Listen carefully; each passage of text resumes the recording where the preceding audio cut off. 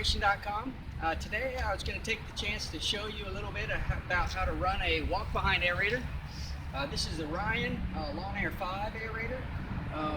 So if you've ever ran an aerator before, you'll probably be familiar with this one. If not, I'm going to train you real quick on how to run this machine, just like maybe I would train someone for the first time that's never seen it before. So if you take a quick look at it, let's look at it close. When I talked to you in the past, you noted that you had some lawn and garden experience, that you ran a walk-behind mower, different things like that. So this machine, you should be slightly familiar with the engine. The on-off switch is right here. All the Honda GX motors are like that. If you come around this side, you'll see that, you know, your start, your choke is over here. Your throttle on the machine is up here on the lever. So obviously to start the machine, you turn it on. If the machine's cold, you'll choke it, and then you'll give it a pull. And that's pretty much it to start the machine. Since you've got experience running a mower, maybe a walk behind, maybe some commercial experience, that'll help.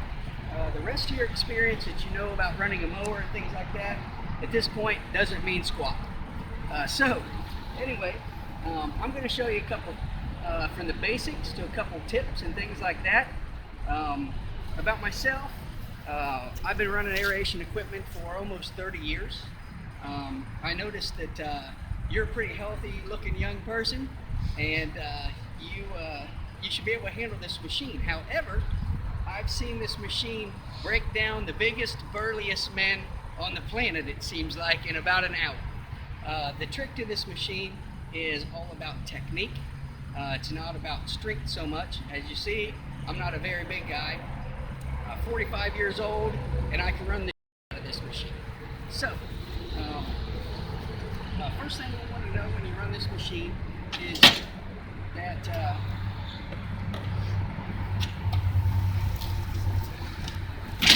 that this actuates the tines. So basically it puts the tines on the ground when you push down on the lever. You want to bring them up out of the ground, you're going to lift on the lever. You want to make sure, you know, obviously a lot of difference in the mowers versus the aerator is that when you're aerating, you have these tines that go into the ground every time you push down on the lever. So you really have to watch things that are in the ground, not just things that are sticking up. You might have the little round water covers that you'll run across. Almost every yard has one of those. You'll have rocks, roots, tree stumps. You really have to pay attention when you run the machines. In essence, it's pretty simple to run. The tine actuator, to make the machine go, you just pull in on the top lever. To make it stop, you just let go. So those are real basics of the running the machine. And I'm going to show you how to do that real quick. You can give it a try, see what you think, and then we'll move on to a couple other tips. Here we go. I'm going to start her up. I'm going to do a couple swaths, and then it'll be your turn.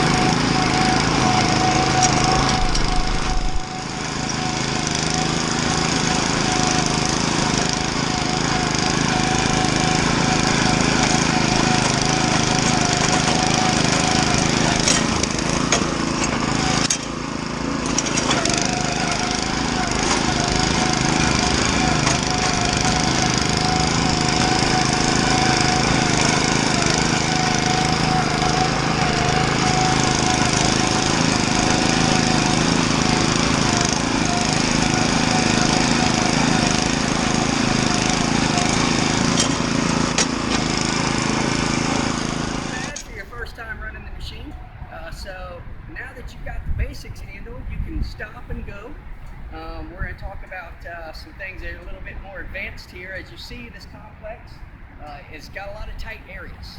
It's not wide open. If it was wide open, I'd be using a riding machine like that one over there to take care of everything. However, we have a lot of obstacles to get around here. We're going to have to get up and down curbs. I'm going to show you how to do that. We're going to have to cross sidewalks. I'm going to show you how to do that. I'm going to show you how to be careful. So a couple things to improve your technique. First of all, whenever you start the machine, not start the machine, but whenever you start moving with the machine, you'll want to pull the handle in and get the tines moving first before you drop the handle to drop the tines in the ground. You'll find that you have to listen to the machine, make sure it's not bogging down. I like to rock out as much as anybody, but at the same time, you still have to keep your volume level here so you can hear if the machine is bogging.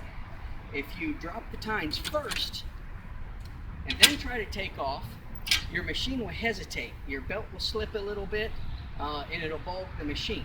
So in general, you'll want to take off like this, get the front drum. This drum right here in the front is just filled with water. It does make a nice looking stripe, but it's not really for any purpose other than weight. So what you want to do is when you pull the handle in, that drum will start spinning and so will the tines. Then you'll drop the tines in and take off. Secondly, to go a step further from just following the machine, it's habit that you just want to walk like this and follow the machine. So in actuality, what you want to do is after you drop the tines in, you want to put your shoulders over top of the handles and walk the machine like this. Generally, the drum in most cases is going to be off the ground. You can see I'm holding the drum off the ground. This will give you the leverage to turn using your shoulders. You can force the machine to turn using your shoulders. So like I told you before, it's all about technique. If you let this machine run you, it'll run you into the ground. So you have to be in control of it all the time. You have to let the machine do the work. So that's the best way you can do it. Watch and I'll do a little bit of this, and then you can try some of the techniques on your own.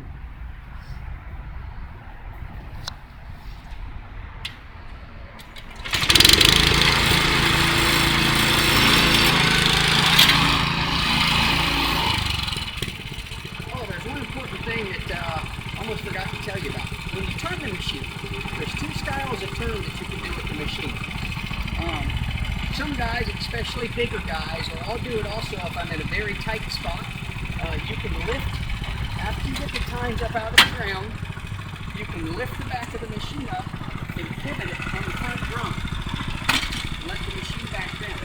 That's one way that you can make your turn. That's not the way that I generally do it. What I normally do will be get the drum rolling like this, pulling back on the machine, spinning it on the drum. When you have the drum spinning, you can pivot the machine on the drum really easy, and it takes less energy to do it that way than lifting the machine up every time you have to.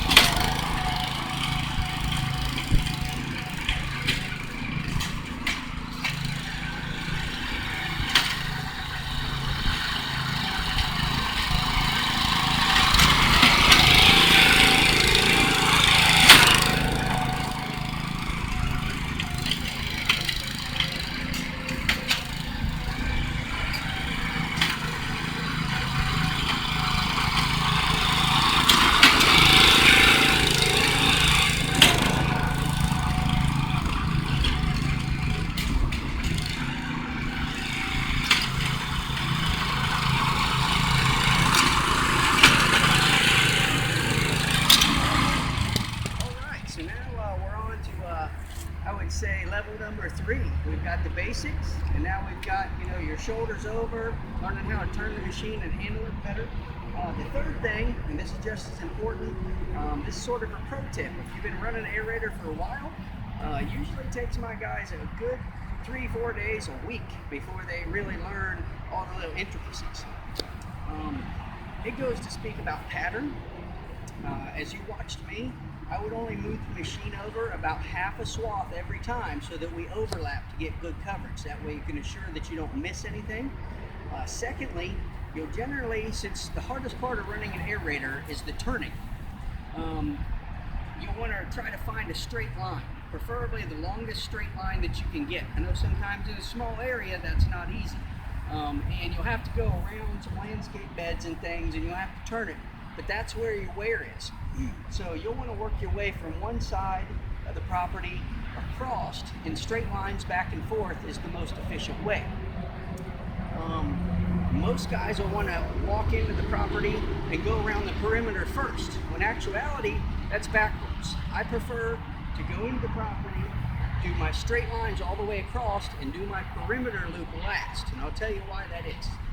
What happens if you come here to the end, every time you turn around, you'll throw plugs out of the tines right along this edge.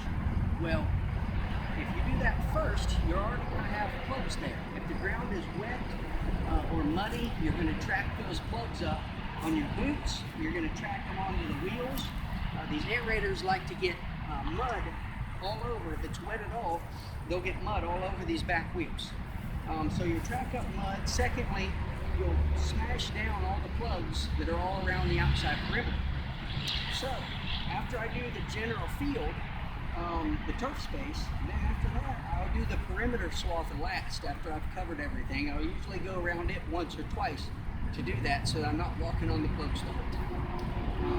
So that talks about pattern. Next, we're going to look at a couple things like right here where I'm at, I'm on an island. So basically, we've got a curve that goes all the way around. That's one of the limitations of a riding machine is it's hard to get up and down off of that curve. So you'll use these walk behind machines. I'm going to show you in a minute the easiest way to navigate on and off of the curve. Also, I'm going to show you how to get across the sidewalk. It seems simple enough, raise the tines and drive across, but that's not really what you want to do. To get across the sidewalk, and we'll start with this part. Get across the sidewalk, of course you want to raise the tines, but as we talked about, these back wheels get muddy. So you do not want to track those back wheels across the sidewalk. What you'll want to do is pivot the machine up and squeeze in on the handle. That way you walk only the drum across.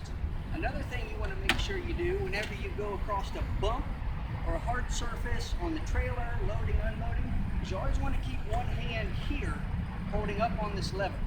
If you don't do that, occasionally you'll hit a bump and that'll just drop down. You might be holding up here, bam, you drop that down, you'll be plugging somebody's asphalt, scratching up the concrete, something like that. So you want to make sure you don't do that. Whenever you're walking this machine or turning it, you want to keep a hand here. When you watch me turn, you always see I have a hand here and a hand underneath right here. And I'm lifting up on this machine while I pivot it to turn. So let's take a look at those items. You can watch me cross the sidewalk, and then you can watch me do the curve, and then I think you're ready to go.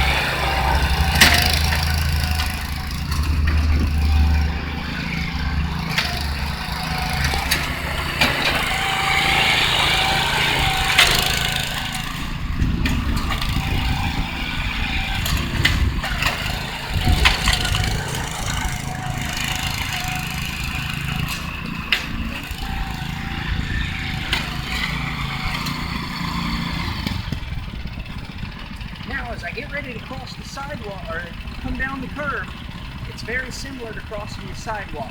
You want to raise the back of the machine really high, keep your tines off of that curb, and use your handle to roll the drum forward.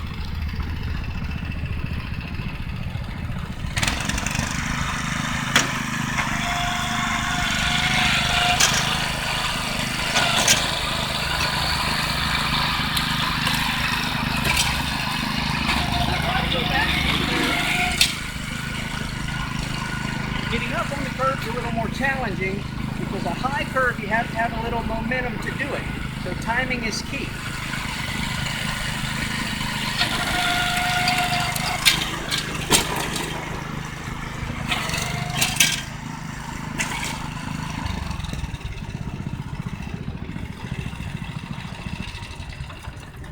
So, now that the old man showed you how to do it, it's your turn to try it. Good luck with the aerator. Hope this video has helped you.